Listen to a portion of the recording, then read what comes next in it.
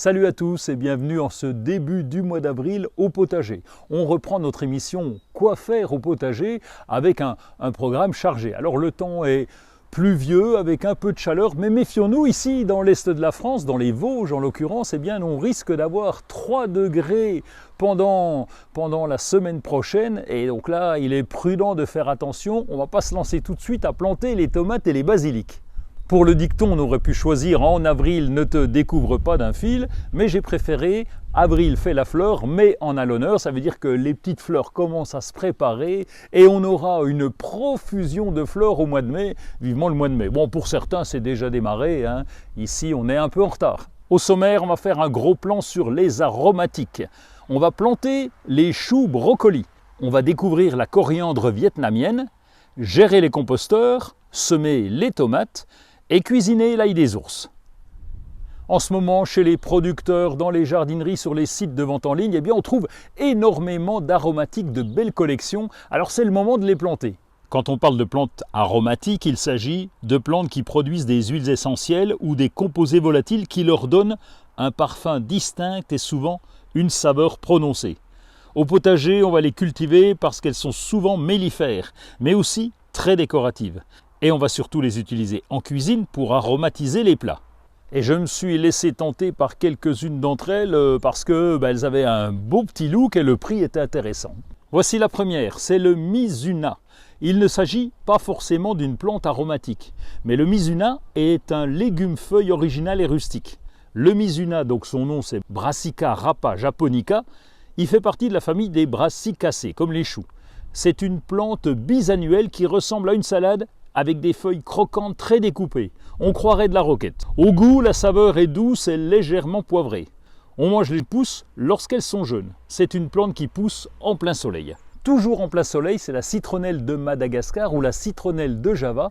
C'est une plante aromatique et médicinale très utilisée en Asie. Bien qu'originaire des régions tropicales, vous pouvez quand même profiter de son parfum de citron. Il faudra simplement la planter en plein soleil. Elle ne résistera pas en hiver, il faudra la récolter en fin de saison. Elle est parfaite pour les infusions. On récolte les feuilles au fur et à mesure des besoins et le bulbe à la base en fin de saison.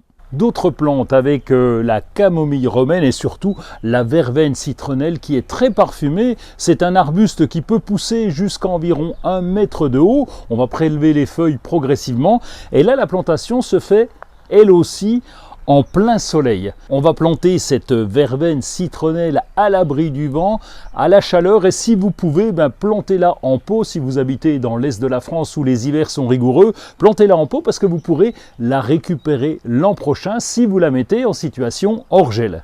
On va terminer ce petit tour d'horizon des aromatiques avec la sauge, alors là aussi une plante de plein soleil. Elle peut être classique avec des feuilles argentées mais aussi pourpres, avec un feuillage plus sombre ou encore panaché. J'ai aussi craqué pour des variétés de thym originales. On va le planter ce thym en pot, en carré potager ou au jardin, c'est selon. En plein soleil, lui aussi, et dans une terre très bien drainée. L'eau stagnante, ça lui convient pas du tout. Regardez ces petites feuilles très panachées et le parfum, alors là, c'est extraordinaire. Encore une dernière, c'est le romarin, mais pas le classique. Celui-ci est retombant et conviendra parfaitement à une balconnière ou à un bac en hauteur. Pour la plantation, le principe est toujours le même, en respectant la situation, le soleil ou l'ombre. Et je ne vous ai pas parlé du basilic, mais ici on est dans les Vosges, alors il peut encore faire froid, donc prudence, on va attendre le mois de mai. Savez-vous planter les choux? C'est en ce moment, en tout cas pour les choux brocolis. À partir du mois d'avril et jusqu'au mois de mai, on va planter les choux de Bruxelles ou les choux brocolis. Vous pouvez déjà choisir des plants chez les producteurs ou dans les jardineries. Le chou brocoli demande un arrosage régulier. Il faudra donc le pailler ou biner régulièrement la terre autour du pied pour bien garder l'humidité du sol. Dans le sud de la France, il serait bien à la mi-ombre pour limiter les grosses chaleurs de l'été. Pour la récolte, les boutons floraux doivent être bien fermes et bien verts. Il vous suffit de les couper à la base. On pourra peut-être faire aussi une seconde récolte moins importante parce que le brocoli est capable de former des rejets latéraux. Alors pour la récolte, il faut être patient, il va falloir attendre au moins l'automne et pour les choux de Bruxelles, c'est encore plus tard. La coriandre vietnamienne est une plante aromatique très originale et on la plante en ce moment au printemps. Alors c'est une vivace qui est originaire d'Asie. Elle est aussi connue en France sous son nom vietnamien de ro ram, mais aussi de basilic chinois ou encore de menthe vietnamienne, ou plus communément de renouée odorante. Son nom latin d'ailleurs c'est Persicaria odorata. On utilise ces feuilles dans pas mal de plats exotiques, comme les soupes chinoises, les salades vietnamiennes, les nems, les rouleaux de printemps. Sa culture est vraiment très facile, elle aime le plein soleil à condition d'avoir un arrosage régulier. Donc il faudra bien la pailler. C'est une plante vivace, mais il est préférable de la garder en pot et de la rentrer l'hiver pour pouvoir la conserver d'une année sur l'autre. En effet, elle craint les froids et les gelées, même légères. Essayez-la, vous ne serez pas déçus, en particulier pour son parfum exceptionnel. En ce moment, pour tous ceux qui ont un composteur à la maison, eh bien, c'est le moment de les gérer. Avec le printemps qui arrive, nous allons les remplir à nouveau avec les différentes épluchures, les herbes, les déchets du jardin. Il faut donc de la place et profiter du printemps pour vider le composteur. Si le compost est bien mûr, vous allez pouvoir l'incorporer au sol des différentes cultures ou l'installer en mélange avec la terre de plantation. S'il n'est pas trop décomposé et si vous avez besoin de place, vous pouvez aussi l'utiliser en compostage de surface. Il peut aussi être étalé au pied des fruitiers pour limiter la pousse des herbes concurrentes et apporter de la matière organique à nos fruitiers ou alors à nos petits fruits. On parle souvent de déchets végétaux, mais ces déchets sont très utiles au jardin. Il y a une autre idée aussi, c'est de se dire pourquoi ne pas apporter un composteur supplémentaire, ça vous permettrait de gérer encore plus de déchets organiques du jardin.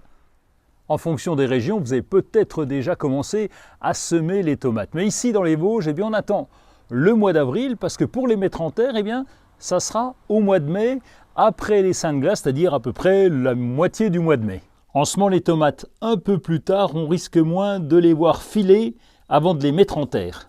Filer, ça veut dire qu'elles grimpent vers la lumière, elles sont très hautes et très fines, donc un peu plus fragiles. Alors pour semer, c'est assez facile. Il vous faut une mini-serre, du terreau pour semis et des godets de tourbe qui pourront être replantés directement en terre sans même les retirer puisque les racines passent à travers la tourbe.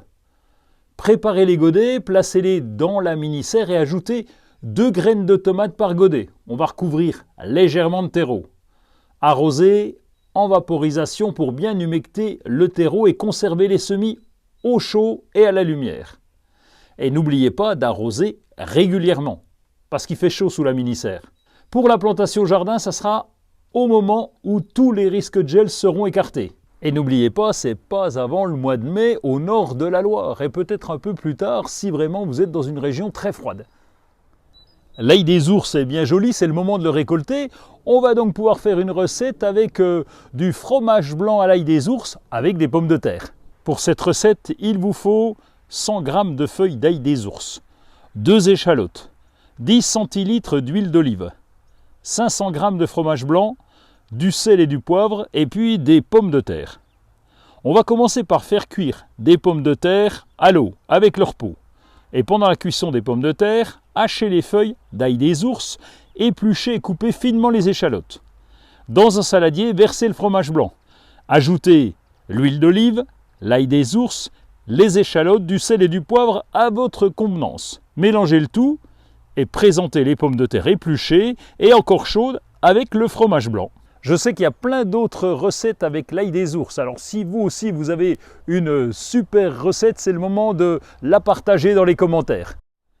On arrive à la fin de cette émission, on va se retrouver dans 15 jours en plein milieu du mois d'avril avec un paquet de boulot parce qu'il y aura des semis à faire avec les carottes, avec les petits pois, presque les haricots. Bon, en tout cas, quelle que soit la région, le potager nous demande beaucoup de boulot. Alors merci d'avoir participé, enfin en tout cas écouté et puis à très bientôt pour la suite.